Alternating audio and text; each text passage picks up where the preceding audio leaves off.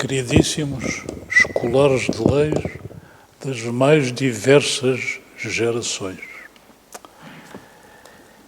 Em primeiro lugar, quero fazer uma saudação muito especial ao Sr. Presidente, em razão do muito respeito, muita admiração que tenho pela magistratura judicial. Acontece que quase toda a minha vida fui advogado, mas suponho que vivi na nostalgia de não ser juiz. Veio-me esta ideia da primeira juventude. A primeira juventude, leem-se livros de aventuras. Naquela altura não havia computadores, não havia jogos de computadores, lia-se mais do que hoje. E nas minhas leituras havia histórias de piratas. Um dia, um dos meus colegas de escola subtraiu-me um abafador. Os abafadores eram berlindes mais vistosos que abafavam os outros nos jogos.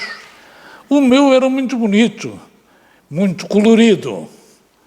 Foi subtraído. E eu convenci-me de que as histórias de piratas não eram de outros tempos, eram da atualidade, eram de todos os tempos. E pensei se o meu destino da vida não seria perseguir piratas. Naquela altura, as funções judiciais e as funções policiais deviam viver um tanto ou quanto confundidas no meu espírito. Então, comecei por querer ser oficial de marinha. Não sei se desisti por ser filho único e a carreira da marinha obrigar-me a muito longas ausências, ou se por ter medo de subir ao mastro grande da verga. Seja como for, pensei que, como juiz, também poderia perseguir os piratas. E ficou-me sempre essa mágoa no espírito. Porque eu confio muito na magistratura judicial. Quando a magistratura judicial se mantém independente, se mantém objetiva, na magistratura encontramos a mais sólida base da nossa independência e da nossa liberdade e, acima de tudo isso, de justiça, que é mais importante até para realizarmos o fim axiológico, afinal de todos nós, de alcançarmos a beleza eterna perdida, como diriam os sábios da Grécia Antiga. Porque, no fundo, não é isso que todos desejamos, alcançar a beleza eterna perdida. Mas em que é que consiste a beleza eterna perdida? É, sobretudo, em verdade, é, sobretudo, em justiça, é, sobretudo, em bem e em retidão. Porquê é que o direito se chama direito? O direito chama-se direito porque é tudo o que não é torto. Ora, é por isso que estamos aqui, em reação relativamente a tudo quanto é torto. Eu suponho que o enunciado da minha comunicação diz alguma coisa acerca do respectivo conteúdo. A origem natural da lei reafirma à lei propriamente dita, que não me parece poder resultar do arbítrio dos homens. Mas então não dá de resultar a lei. Na vida Há duas formas de conhecimento. Há o conhecimento que corresponde à chamada ciência. É o reconhecimento do que a natureza nos dá, do que é a própria natureza e o que é que envolve. Como é que nos envolve? É a ciência. Na base desta ciência, o homem acrescenta alguma coisa. É a arte. E, relativamente às ciências sociais, também se nos depara a mesma realidade. Por um lado, há a natureza que se nos oferece. Natureza que nos diz o que é o homem e o que são os objetos com que o homem conta para poder sobreviver. Mas no meio disto tudo, o homem ainda constrói qualquer coisa mais. São as políticas. As políticas que, em relação às ciências sociais, correspondem à arte relativamente às ciências físicas. Pois é precisamente disso que vou procurar tratar aqui hoje. Eu vou procurar tratar hoje dando como exemplo uma certa similitude dos regimes jurídicos. E de onde é que vem essa similitude? É que os regimes jurídicos, fundamentalmente, formam-se na contemplação da natureza. O que é a natureza do homem? O que é a natureza das coisas? E de harmonia com essa mesma natureza, vamos construindo normas. As normas são ditadas pela própria natureza. Por isso temos leis. Temos as leis físicas, por um lado, temos as leis normativas, por outro. Mas todas elas têm origem na própria natureza. E daí? A similitude dos sistemas jurídicos. Similitude dos sistemas jurídicos, naturalmente, esta similitude pode parecer estranha. Pode parecer estranha porque nós muitas vezes debruçamos-nos sobre o que é diferente sem contemplarmos o que é parecido ou o que é mesmo igual. Eu não conheço nenhuma civilização, nenhuma cultura que não respeite ou procure respeitar certos mandamentos fundamentais. Não matarás. Todas as civilizações nos dizem não matarás. Não roubarás. Todas as civilizações nos dizem não matarás. Procurarás cumprir aquilo a que te obrigaste. É outro preceito fundamental. E não vou insistir em todos os mandamentos. E de onde é que vêm esses mandamentos para as várias civilizações?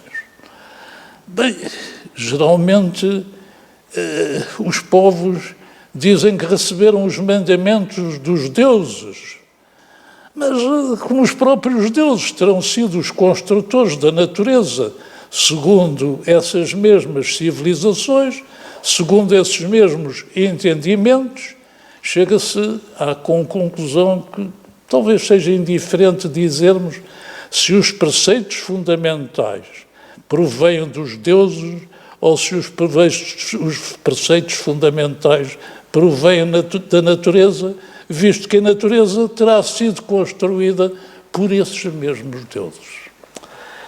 Bem, daqui vem a ideia de que, há muitas das dificuldades que atualmente atravessamos e que atravessamos com particular equidade no campo da justiça, no campo do direito,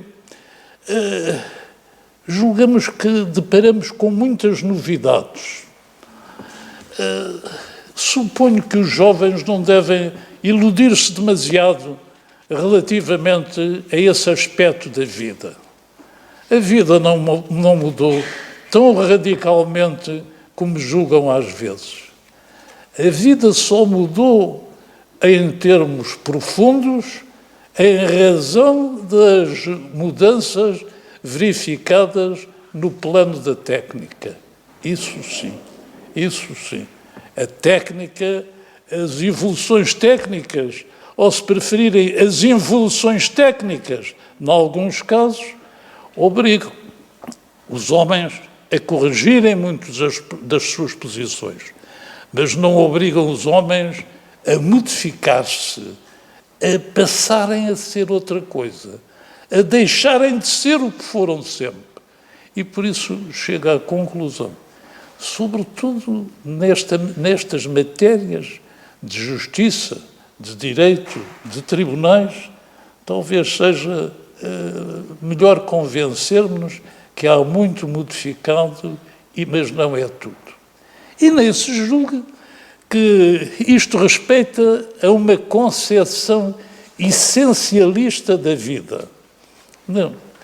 Isto que lhes estou dizendo parece-me válido, tanto para uma concepção essencialista como para uma concepção existencialista da vida.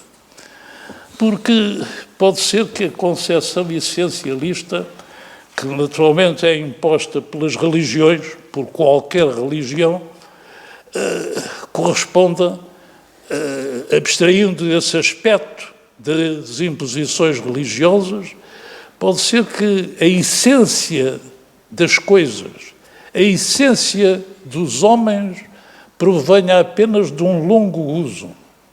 Mas sempre foi assim. E quando dizemos sempre foi assim, dizemos-lo com alguma inconsciência, porque o nosso campo de observação é sempre extremamente restrito. São alguns séculos, são quando muito alguns milénios, poucos, sempre foi assim. Quem é que nos diz que não é uma essência, mas que são existências? Simplesmente são existências que são de longa permanência, são existências milenárias, centenárias pelo menos, de modo que há fortes probabilidades de que essas mesmas existências não se modifiquem muito no futuro próximo. E isso devemos tê-lo em vista. Ora,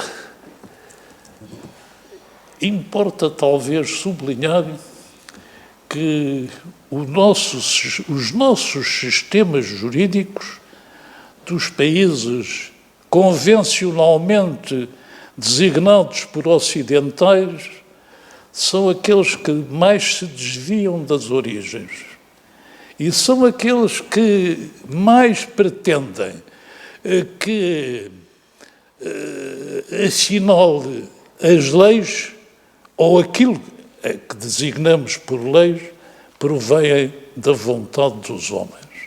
Porque nos outros sistemas jurídicos mais afastados destes, ou próprios dos ocidentais, ou convencionais pelos ocidentais, no complexo cultural judaico-cristão, mantém-se mais frequentemente a ideia de que os preceitos fundamentais não resultam da vontade dos homens. Hão de resultar da percepção que os homens têm da natureza. Isso sim, mas não provêm da sua própria natureza. Essas modificações verificaram-se nos sistemas ocidentais, nos sistemas jurídicos ocidentais, por força do iluminismo. O iluminismo começou por ser de raiz cristã, e, em grande parte com influência protestante. No fundo, é a ideia luterana de que evangelhos sim, mas evangelhos interpretados por cada um. Bem, e na base dessa interpretação é que vem a ideia de que, afinal, é a vontade do homem. Mas é uma vontade condicionada. É a vontade condicionada à interpretação dos evangelhos. Recebemos muita coisa deste entendimento a partir dos séculos XVII e, sobretudo, XVIII, quando para nós, no mundo português, recebemos o iluminismo por via francesa, talvez menos moderada do que a via alemã. E invertemos talvez a ordem das realidades jurídicas, porque até aí os deveres sempre precederam os direitos. É realmente por influência do iluminismo que os direitos passam a preceder os deveres. Notem que não se interpreta isto no sentido de que anteriormente os direitos eram menos observados, ou se pensava menos deles, ou se cuidava mais deles. Para mim tem muito importante duas histórias. Uma história nossa, portuguesa, nós costumamos ser precursores em muita coisa, de um vereador da Câmara de Évora que entendia que não era devido às cisas, não era devido o pagamento de cisas dobradas, porque não tinham sido aprovadas pelas Cortes, ou não eram sequer do conhecimento das Cortes, porque põe-se o problema de saber, como sabem, como têm conhecimento, se as Cortes eram deliberativas ou se eram consultivas. Mas que certas matérias, sobretudo a de impostos, era de consulta obrigatória às Cortes, isso não há dúvida. Então, aquele pobre vereador da Câmara de Évora sustentava que não tendo havido convocação de Cortes, as decisões dobradas não deviam ser pagas, porque não eram devidas. O rei Dom Manuel chegou a Évora e procurou o que é que havia de novo. A novidade era essa. E o rei chamou o vereador irrequieto e prometeu-lhe mundos e fundos, segundo uma expressão do cronista que é esta: muda essa tua posição porque está a perturbar a vida da cidade e do país. E se mudares de posição, eu te serei agradecido. Responde o simbioso, que assim se chamava o homem, que da generosidade de Sua Alteza não queria nada. O que ele procurava era queria que Sua Alteza governasse bem o Portugal e os portugueses. Porque estas independências têm sempre o seu custo. Ele tinha recebido do pai uma certa renda que dava para o seu passadio. E, portanto, não esperava, não pretendia as generosidades do rei. Queria que o rei governasse o seu povo com justiça, com verdade. O rei impacientou-se. Segundo as crónicas segundas, as crónicas mandou o vereador para a prisão. Não é bem assim. Disse-lhe que não fosse à Câmara, não voltasse à Câmara, que recolhesse a casa e que não saísse de casa antes que sua ordem recebesse. Mas no dia seguinte já recebeu a ordem. O rei acordou, chamou os secretários, os auxiliares, e disse-lhes: soltei o Vimioso, é ele que tem razão.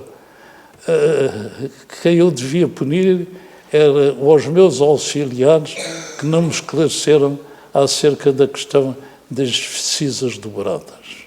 Ora bem, isto era o homem português simples, o vereador da Câmara de Ordem, da Câmara de Évora, que acreditava no direito, acreditava na justiça. Como geralmente as coisas portuguesas não são universalmente tão conhecidas como as outras, fala-se nesta matéria muito do moleiro de Potsdam. É outro exemplo de que, mesmo dando precedência aos deveres, os direitos não eram desconhecidos. Efetivamente, quando Frederico II apesar de ser um rei considerado absoluto. E esse absolutismo, reparem, o absolutismo para os príncipes, se calhar, é consequência da livre interpretação dos evangelhos. Porque o príncipe deve reagir desta forma, naturalmente. Se qualquer dos meus súbditos pode livremente interpretar os evangelhos, não hei de eu, príncipe, interpretá-los. E daí a ciência certa e o poder absoluto. Mas é claro que, abstraindo do absolutismo, abstraindo dessa livre interpretação dos evangelhos, a ciência certa, o poder absoluto, não fazem sentido. Mas a propósito do moleiro de Potsdam, a história é muito conhecida, mas naturalmente alguns não a terão presente e quero recordá-las. O Frederico II estava a fazer o seu palácio de Potsdam. Queria alargar os jardins. Era preciso, para isso, demolir um moinho. Não parecia ser uma obra muito custosa, a título nenhum. Demolia-se o moinho. Qual era a dificuldade? Era o moleiro. Não queria abandonar o seu moinho, porque o moinho era do avô, de modo que quando o rei foi ver as obras do jardim, estava tudo atrasado por causa do moinho. Explicaram-lhe o que havia, naturalmente não ofereceram uma importância suficiente ao moleiro, por isso é que ele não vendeu o moinho. Mas chegou-se o moleiro, o rei ofereceu uma quantia ainda mais elevada da já exagerada que tinha sido oferecida pelos secretários, e o moleiro continuou a dizer que... E o rei, a certa altura, irritou-se e disse: mas tu ainda não percebeste que eu podia demolir-te o molinho e não te indemnizar? E a resposta do moleiro pronta foi esta: isso é que Vossa Majestade não podia fazer, porque há juízes em Berlim. A confiança que este pobre homem, o moleiro de Potsdam, tinha nos juízes de Berlim. Como nós, necessariamente, temos confiança nos juízes de Lisboa. Ora bem, isto tudo era na base da precedência dos deveres, que não significa que cada um de nós tenha mais deveres do que direitos. De resto, os penalistas geralmente sabem interpretar a questão, porque não sei se já repararam que as leis penais, ao contrário das leis constitucionais, põem os deveres adiante dos direitos. Porque enquanto a Constituição diz que todos temos o direito à vida, os penalistas mais cautelosamente vão ver onde é que está a garantia do direito à vida. E dizem que o nosso vizinho, se não respeitar a nossa vida, se nos matar, sofrerá as penas tais e tais. Portanto, põe-se adiante o dever. Em matéria penal parece que é mais eficaz adiantarmos-nos na base do dever do que adiantarmos da base do direito. O direito não se toca nele. Mas a precedência dos direitos, às vezes, causa algumas perturbações na vida das sociedades. Não tanto na base da Declaração de Direitos de 1789. Pode-se duvidar das bases dessa Declaração de Direitos, mas aceites essas bases, aquela declaração é harmónica, é lógica. Não há direitos que se atropelem uns aos outros. O pior é quando chegamos no século XX às décadas de 20 e de 30, durante as quais os países capitalistas têm a preocupação de fazer concorrência aos países comunistas, ou pelo menos convencer as massas de que podiam esperar dos países capitalistas soluções para países, para questões que tinham sido suscitadas no mundo soviético. E surgem, então, as declarações ditas de direitos, mas que não são de direitos, são de pretensões políticas, de promessas políticas, porque os direitos só têm o relevo necessário, o relevo da sua própria juridicidade, quando se integram em vínculos, em relações jurídicas e contrapostos a deveres. Assim, eu tenho direito a qualquer coisa, mas tenho direito a qualquer coisa contra quem? É preciso que alguém tenha o dever de observar o meu direito. Mas surgem os direitos nus, os direitos, ou se preferirmos, os falsos direitos, por não terem correspondência em deveres, ou serem incompatíveis entre eles. O próprio direito ao trabalho. Qual é o dever correspondente ao direito ao trabalho? O dever de dar trabalho.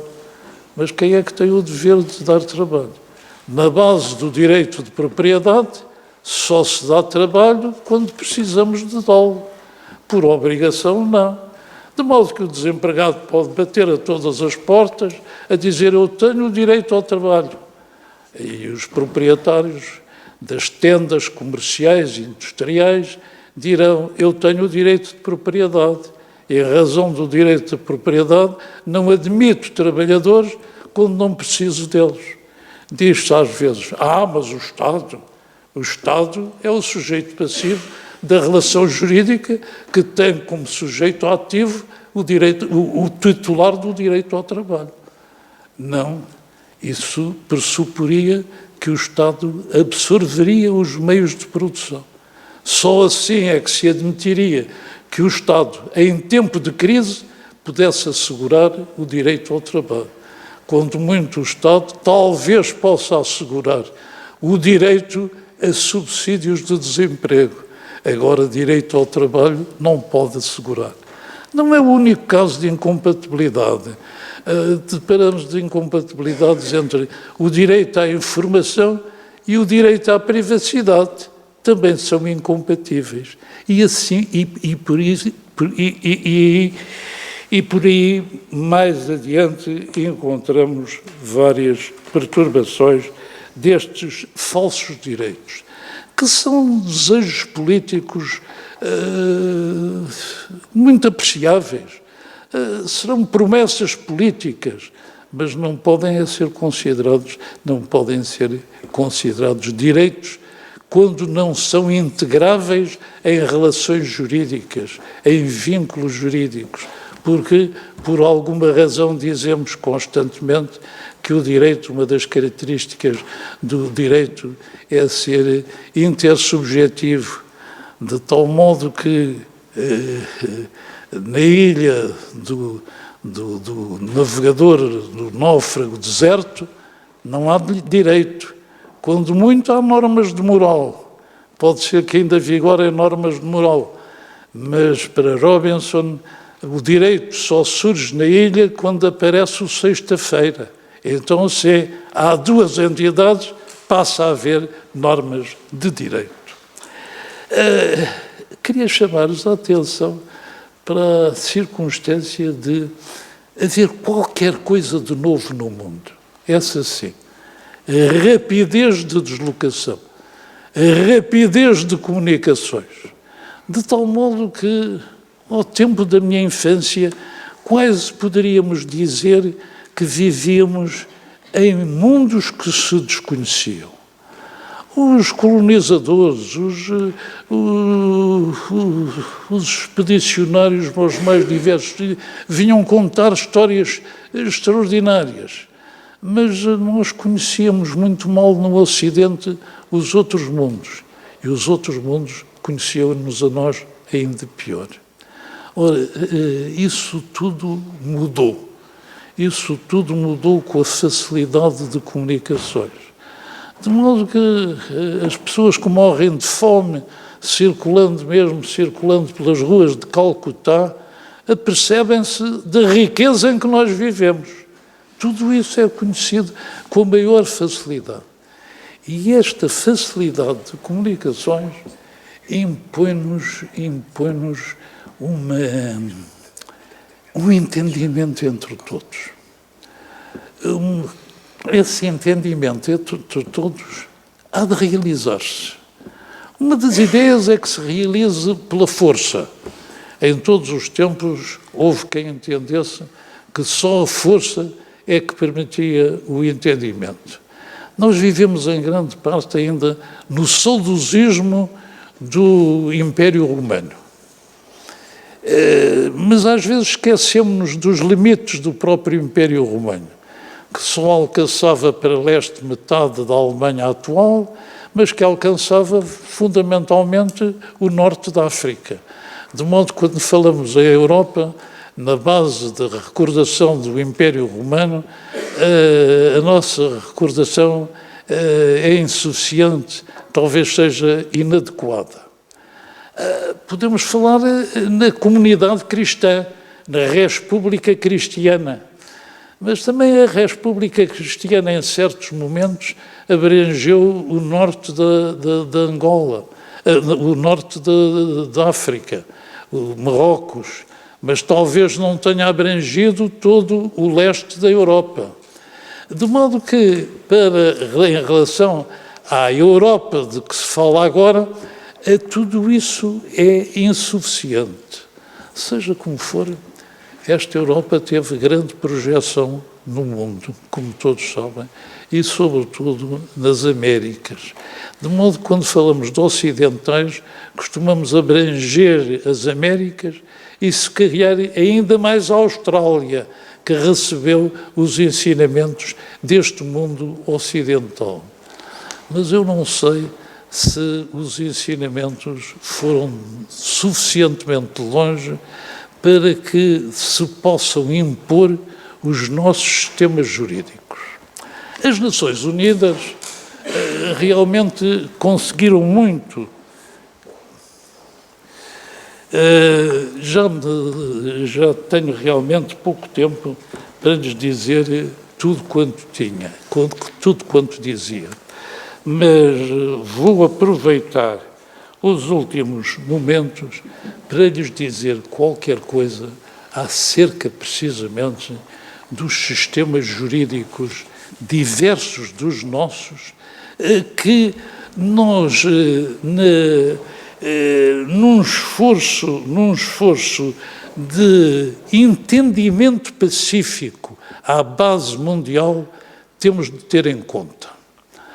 Em primeiro lugar, naturalmente, o que nos interessa mais, em razão da proximidade, é o sistema jurídico dos países islâmicos. Eu bem sei que muitos dos países islâmicos têm constituições políticas de corte ocidental. Temos sido imposto pelas Nações Unidas, a isso se resignam, mas não sei se aceitarão livremente ou estarão a observar esses regimes. Por exemplo, em muitos desses países, a par das normas que parecem puramente ocidentais, deparamos depois as outras, segundo as quais o califado é indiscutível, o Corão também é indiscutível. Porque, efetivamente, para esses povos, a lei fundamental está no Corão. E o Corão é uma lei fundamental estranha, porque o Corão não tem apenas conteúdo religioso, como se julga às vezes. O Corão tem simultaneamente conteúdo religioso, conteúdo jurídico, conteúdo mundial e conteúdo que abrange todas as normas de conduta. Mas acontece isso exatamente em relação à China. Nós, naturalmente, na China, temos um regime progressivo, socialista, vindo de uma guerra civil em que, em 1949, triunfaram os socialistas, criaram um Estado novo. Pois é, mas esse Estado novo vai se aproximando, aos poucos, do direito chinês tradicional, do Li. Ora bem, naturalmente vou espantá-los em relação a alguns aspectos do li. O li tem dois aspectos, ou melhor, o li é o direito para a gente impura, para a gente má. E há o fá, que é para a gente limpa, para a boa gente.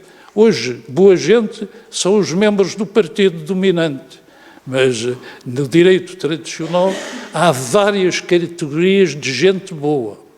E às vezes nos seus exageros, a gente boa nem precisa de castigos, ou melhor, e nisso há parecenças com o direito hindu e com outros sistemas jurídicos também.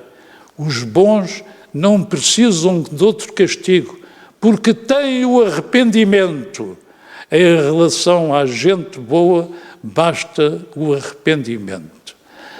Bem, em relação ao sistema jurídico hindu, ainda tinha muito mais a dizer-lhes. Eu não sei se efetivamente nós podemos manter uma distinção entre Estados de Direito e Estados de torto, mas não há dúvida de que há regiões, há nações, porque havemos de recordar, há nações que efetivamente não se conformam com o nosso regime de vida. Não é nos pontos fundamentais, porque todos se têm que conformar com a natureza. Aqueles que se têm afastado mais da natureza ainda somos nós, até através do nosso célebre contrato social dos iluministas franceses e um pouco dos filósofos ingleses do século XVII. O contrato social. O contrato social é uma fantasia, manifestamente não tem base histórica. O que é que tem base histórica? A base histórica é a origem natural das sociedades. A origem natural das sociedades começa com a maternidade. A reunião mãe-filho já é uma sociedade. Já há os dois para a intersubjetividade até jurídica do direito, exigida pelo direito. Depois daquela sociedade forma-se a família. O pai não é necessariamente um elemento que passa. Na maior parte dos casos, o pai é um elemento que fica. Está fundada a família. A família multiplica-se e temos a tribo. As tribos multiplicam-se, às vezes dividem-se, outras vezes formam nações. Tudo isso é da natureza das coisas. Tudo isso é da imperatividade da natureza. O contrato social é que não tem base natural. E em razão disso, fico por aqui. Fico por aqui deixando aos novos esta ideia. Não estamos sozinhos no mundo. Cada vez estamos menos sozinhos no mundo. A globalização à escala mundial é inevitável. Há de fazer-se ou pela guerra, e seria trágico, ou pela paz. Mas através de meios pacíficos não podemos impor aos outros as nossas concepções próprias. Temos que aceitar também as deles. E nós, portugueses, somos hábeis nisso. Sabem que foi assim que fomos grandes colonizadores. Diz-se, mas nós queríamos impor o cristianismo aos outros. Não podíamos impor, porque não podíamos, de harmonia com as leis nacionais e de harmonia com as normas canónicas, não podíamos impor pela força o cristianismo.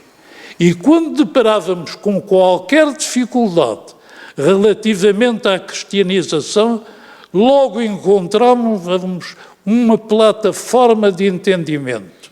Foi assim, fundamentalmente, que se fez a expansão portuguesa com muito pouca gente e com muito pouco dinheiro.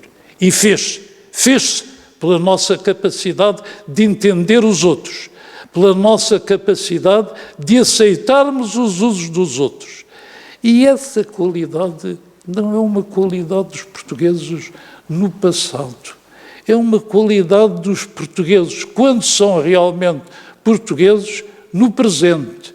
Vejam o que acontece com os destacamentos militares que temos espalhados pelos 4 cantos do mundo. Esses destacamentos são os mais desejados pelos generais da OTAN, pelos generais das Nações Unidas. Porquê?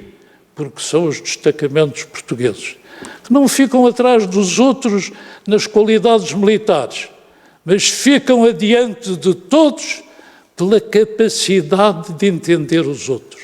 Na construção do mundo, a capacidade de entender os outros é o que é fundamental. Nem sempre podemos impor a nossa vontade. E põe-se o problema de saber se será legítimo impô-la, mesmo quando pudermos fazer. É esta a ideia que eu quero que fique no espírito dos que aqui estão, que frequentam esta casa, à qual tenho especial amor. Assentei praça aqui aos 16 anos e continuo muito ligado a esta casa e às gerações que, para bem da justiça, para o entendimento do direito e para a continuidade de Portugal, vão frequentando esta casa com devoção e, por que não dizê-lo, com amor, porque no fundo de todas estas perturbações do mundo, nós tínhamos um sentido essencialista, ou um sentido existencialista. Temos de reconhecer que somos dominados por 2 sentimentos. Um é o horroroso, o ódio. Outro é extraordinário, é o sentimento do amor. Pois vivamos pelo amor, na estima, no respeito por Portugal, pela continuidade do nosso país. E tínhamos amor também a esta escola, que nos abriga temporariamente, mas que nos há de acompanhar, a ela e aos ensinamentos que nos deu pela nossa vida e pelo caminho do bem. Muito obrigado.